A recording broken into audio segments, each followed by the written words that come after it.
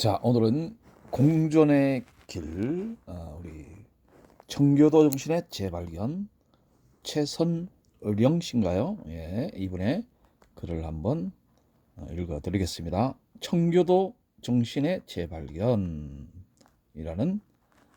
소재가 붙어 있는 수필인데, 기독교적인 메시지인지 저도 이 책을 읽으면서 보기 때문에 어떤 내용인지 함께 보면서 나갑시다. 독신녀들의 생활을 주제로 한 게야스 위도우스라는 연극이 뉴욕시 스테이지 73이라는 극장에서 공연된 일이 있다. 크리스마스 이브에 뉴욕에 거주하는 어머니를 보러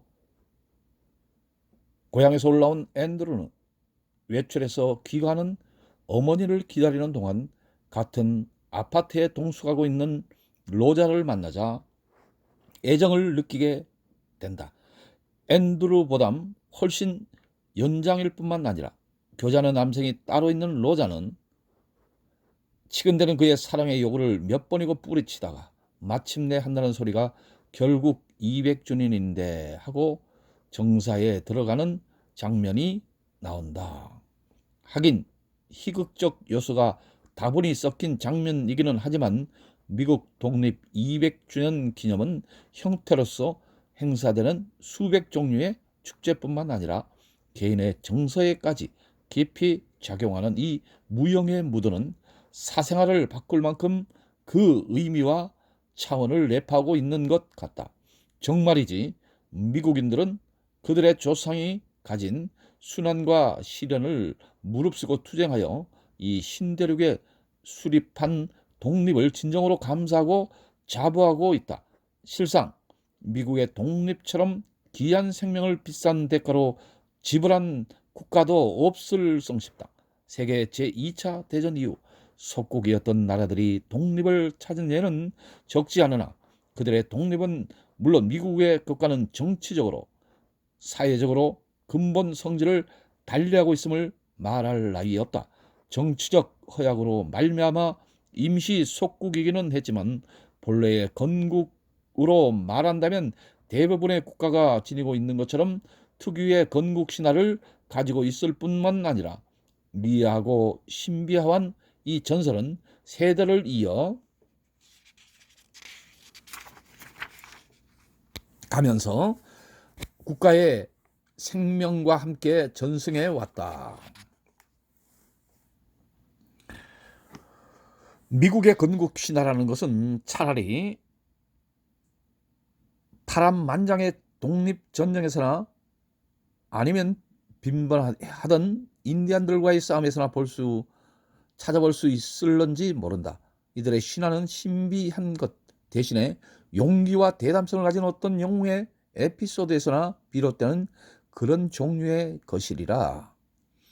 1492년 내구두라고 하죠. 내구두.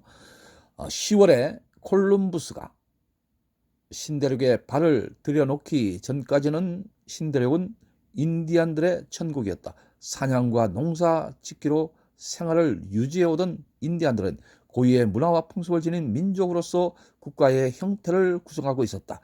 기록에 의하면 인디안이 북동아시아로부터 신대륙에 이주해 오기 시작한 것은 1만 5천 년 내지 2만 5천 년 전이라고 하며 400의 다른 부족의 160개의 상이한 언어가 존재했다고 한다. 정확한 인구는 알 수 없으나 17세기경에 이미 수천만 명의 인구가 있었던 것으로 추산된다. 현재는 거의 멸족하다시피 되고 얼마 남지 않은 부족들은 캘리포니아, 네바다, 애리조나, 오레곤, 미네소타 혹은 사우드 데코다 주 등지에 산지하여 비난한 생계를 지탱하고 있다. 그러고 보니 인디안들의 견해는 200주년의 독립 축하에 열중하고 있는 백인들과는 물론 일치되지 않음은 사실이다. 샌프란시스코 지역에서 콜럼버스 날을 경축하는 시가 행렬을 인디안들이 방해한 사건이 텔레비전에 중계된 일이 있다. 콜럼버스가 미국을 발견한 것이 아니라 우리가 콜럼버스를 발견했다는 그들의 주장은 한결같기 때문이다. 소유하던 방대한 대지를 상실하고 주권마저 잃어버린 채 보호구역에서만 거주하도록 정해져 있는 인디안들은 미국 정부의 처우에 대해 불만이 매우 많다. 부당한 조건들이 그들을 참을 수 없게 할 때가 많지만 역사의 한 페이지를 새삼 변경하기에는 너무도 무력할 뿐 다만 국내의 뉴스거리를 만드는 데 불과하다.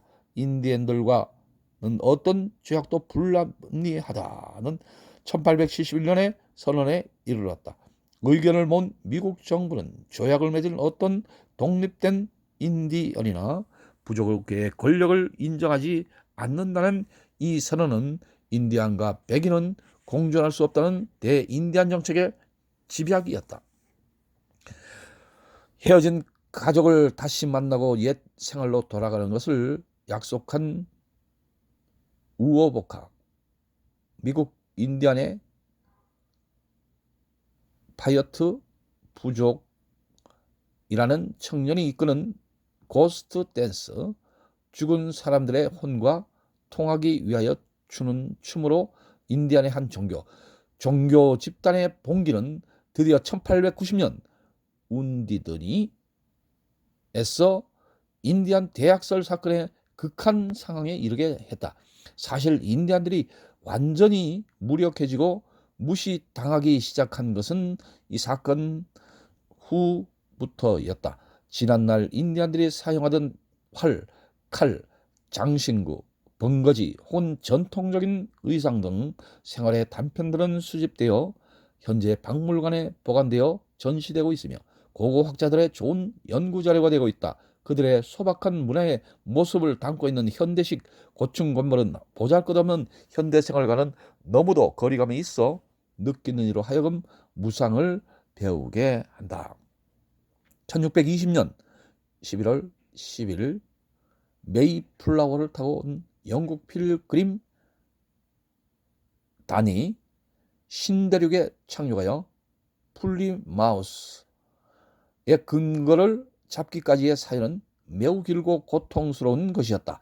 기독교 정신을 통하여 오늘의 미국 시민 정신과 생활 양식을 창조하였다고 하여 역사가들이 높이 평가하는 이 필그림 단의 성격은 돈도 없고 특별한 경험이나 기술이 귀결한 평범한 시민으로 영국의 상인이나 기업가들이 이미 건설해 놓은 식민지에 온 것이 아니라 자기들 능력으로 생존의 가능을 확신했던 용기를 가진 사람들이었다는데 그 특징이 있다. 그래서 그들은 불가피하게 가능한 온갖 가후와 고통과 불행을 겪지 않으면 안 되었다. H.B. 파거슨은 미국의 경험이라는 그의 저서에서 그 당시의 상황을 다음과 같이 설명하고 있다. 겨울이 시작하는 절기라 몸이 오기까지는 석 달은 인간의 인내의 한계를 초월한 공포였다. 그러나 그들의 첫 번째 행운은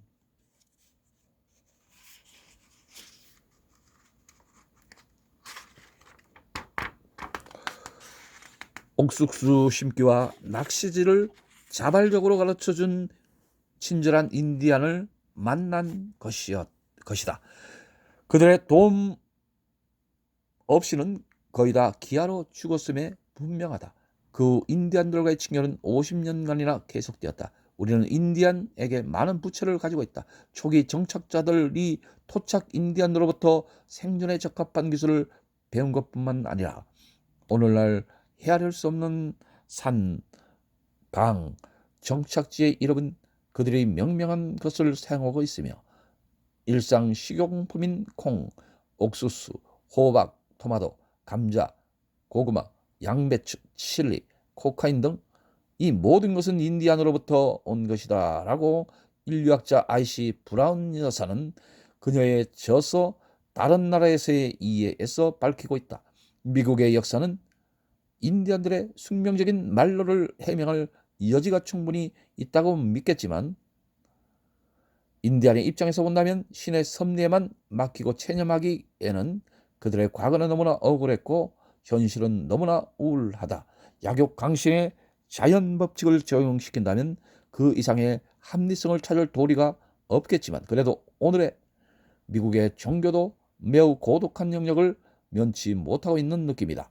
종교의 일반성이 인간이 당면하고 있는 근본 문제 해결을 하는 형태 없이 사회는 존재할 수 없다고 제시한다면 미국의 종교의 기능을 구제할 방법은 윤리와 도덕의 재발견에서 시작되어야 하지 않나 생각한다. 왜냐하면 윤리와 도덕의 문제는 초기 필그림난의 기독교 정신이고 미국을 오늘의 크기로까지 민주주의 정신의 근원이라고 생각하기 때문이다. 미국은 세계에 영향을 줄 수 있는 정치적, 경제적 능력을 구비하고 있다.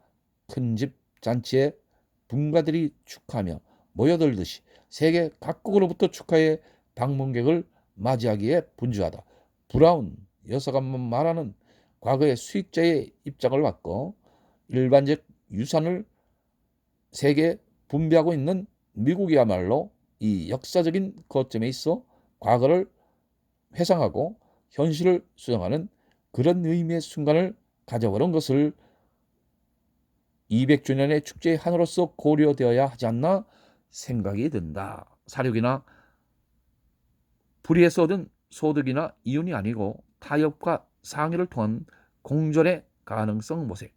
이것은 개인 대 개인의 이해에서 나아가 민족 대 민족의 이해 전반에 걸쳐있는 문제로 인류가 살아남는 유일한 길이라 보기 때문이다. 연극의 한 장면이 표현되는 것처럼 미국 독립 200주년의 축제가 한 개인의 사랑을 움직이는 진지한 의미를 내포한다고 한다면 전 인류에게 제공되는 휴머니티의 축제이기 위하여 인류의 존엄성의 가치를 다짐해야 하지 않나 생각한다. 바로 저자가 보는 미국 역사의 한 페이지를 이렇게 인간의 존엄성과 가치를 다짐하는 그러한 의미를 부여하고 있는 그러한 글이라 말씀드릴 수 있겠습니다. 감사합니다.